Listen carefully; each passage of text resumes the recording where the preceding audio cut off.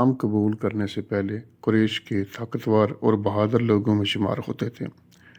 وہ ابتدا میں اسلام کے سخت مخالف تھے۔ ایک دن انہوں نے غصے میں فیصلہ کیا کہ حضرت محمد صلی اللہ علیہ وآلہ وسلم کو نعوذ باللہ نقصان پہنچائیں گے۔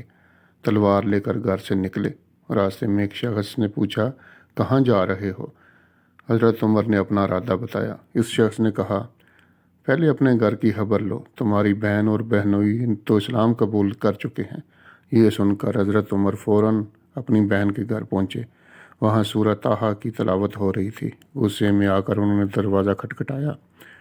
کچھ گفتگو کے بعد جب ان کو غصہ ٹھنڈا ہوا تو انہوں نے قرآن کی آیت پڑھنے کی خواہش ظاہر کی۔ وضو کرنے کے بعد جب انہوں نے قرآن کی آیت پڑھی تو ان کے دل پر گہرا اثر ہوا۔ وہ پکار اٹھے، یہ کلام کسی انسان کا نہیں ہو سکتا۔ پھر وہ فوراً رسول اللہ صلی اللہ علیہ وآلہ وسلم کے پاس پہنچے اور اسلام قبول کر لیا۔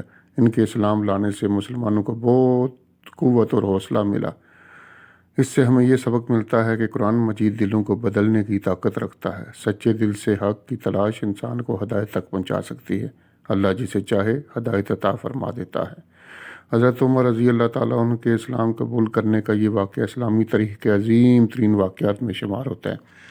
اللہ پاک ہم سب کو اسلام پر چلنے کی توفیق عطا فرمائے اور آپ صلی اللہ علیہ وآلہ وسلم کے بتائے ہوئے راستے پر چلنے کی توفیق عطا فرمائے۔ ہمارے اس چینل کو زیادہ سے زیادہ سبسکرائب اور شیئر۔ ہم مزید اسلامی ویڈیوز اور اسلامی تعلیمات انشاءاللہ آپ کی خدمت میں پیش کرتے رہیں گے۔ اللہ تعالیٰ آپ کو اور ہم کو اسلام پر چلنے کی توفیق دے۔ بہت شکریہ۔ السلام علیکم۔